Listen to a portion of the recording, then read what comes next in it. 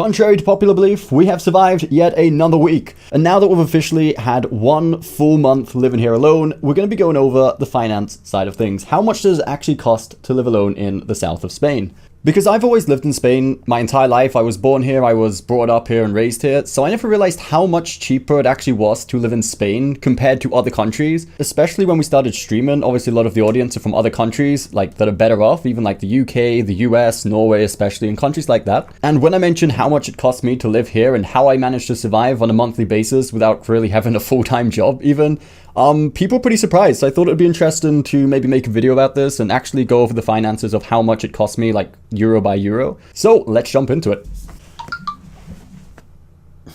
So obviously the biggest expense for most people is going to be rent itself, unless you're fortunate enough to be able to actually buy a property or get like a mortgage and stuff. But in my case, I'm paying rent, so we're going to go with that. Personally, I pay 350 euros rent every single month. For a decent sized place, it has 2 bedrooms, a pretty big dining / living room, which I barely use, quite honestly. I literally just sit in this room recording and in my bedroom. It also has a pretty decently sized outside terrace. As I live on the bottom floor, I don't really have a balcony, so that's where I have to hang my washing and stuff. The downside is it has like the people who live above me look down onto the terrace, so it's not really somewhere you just sort of chill. It's pretty surprising. Like the rent I pay in this area, especially in summer, is actually really, really good.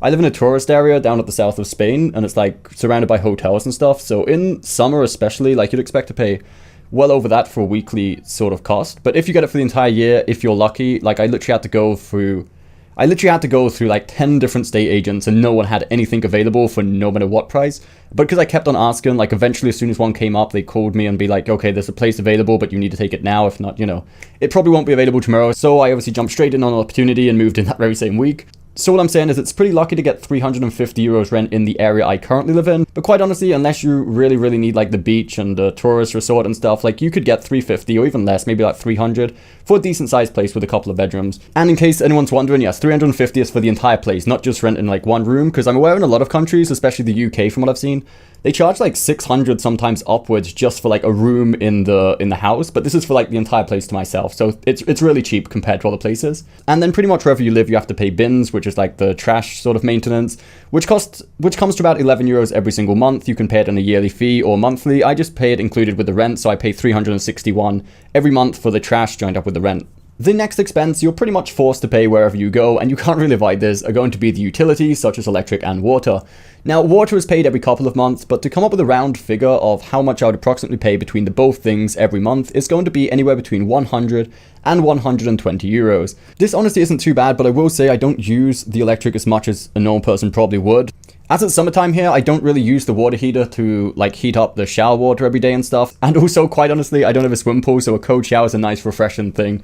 Because around here, the other day it was like 42 degrees Celsius. So having a cold shower is actually like preferable most of the time, so I don't use a lot on the water heater now. I'm sure once the winter months come around, the electric bill might go up a bit because I'll probably use the water heater more often. Also, I don't have air conditioning, which is usually another big expense if you live in Spain, especially during the summertime. Most people, you have the air conditioning on a lot, and that is very, very expensive. But honestly, other than the couple of days where it's like extreme heat waves, it's really not too bad. You get used to it pretty quick, especially if you've got like just a normal house fan. Then on food, I spend approximately about 35 euros every week. Sometimes it varies. Obviously, like you run out of specific foods or specific things at certain times, which you don't integrate into a weekly shop. Like you might not need to replace the shampoo every single week, but there's going to be weeks where you need to buy stuff like that, the toothpaste, extra sponges, random stuff that pop up here and there. But approximately between grocery shopping and random fill-ups, like I mentioned, shampoo or like washing up liquid, stuff like that, it comes to about 150 euros a month just on like shopping stuff, which you can't really get around either.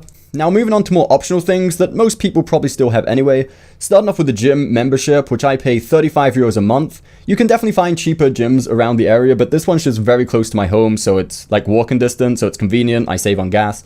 And quite honestly, it's a really nice gym, so 35 euros a month isn't too bad for that, and I go like probably 3 to 4 times a week, depending on time. Now for car insurance, obviously it depends on what vehicle you drive, how old you are, how long you've been driving for, but for me it estimates to about 60 euros a month, though I do pay it on a yearly basis, so it's a little bit cheaper. Internet, I wouldn't say it's optional, as most people need internet these days.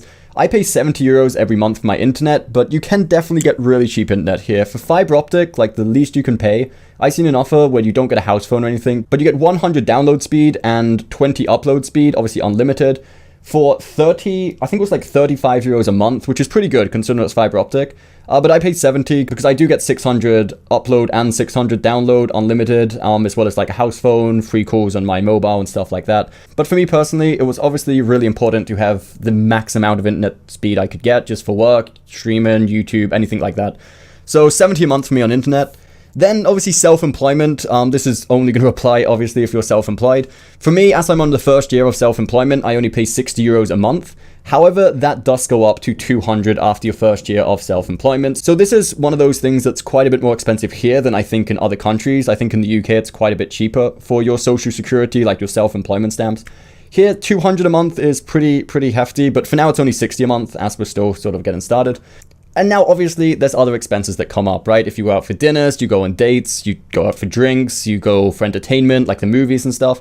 But these are really like the core things that you're probably going to spend on every single month that you can't really avoid. But yeah, this video really isn't about my bad spending habits, so let's leave that for another day, shall we? And also, I guess I don't really know how this works in other countries, but here, if you're self-employed, you need to pay your taxes every 3 months instead of on a yearly basis. And every 3 months you do your taxes, you have to pay your like accountant and stuff, and that comes out to about 60 euros every 3 months. So you can add that on there somewhere, so that's an extra 20 euros a month. But that again only goes into if you're self-employed. So the total number of all these things added up for me is personally 856 euros, give or take a few, depending on the month. And that's how much it costs you pretty much just to survive. Which obviously for me seems like quite a bit because Spanish economy is nowhere near on the same level as other countries, but I also am aware now that other countries, it costs you more than that just on rent. Like I've seen these sort of same how much it costs to live in other countries in the US, especially in some parts. And like just rent alone is more than I paid, like with everything included, like with food, electric, water and everything, comes to less than some countries just rent. However, it's also worth pointing out that if you just have an average job here in Spain, like the minimum wage is something ridiculously low, like 700, maybe 800 euros for a full-time job. So it definitely balances out. And like I said at the beginning of the video, I don't actually have like a full-time job. I'm self-employed, so I do a few things here, a few things there.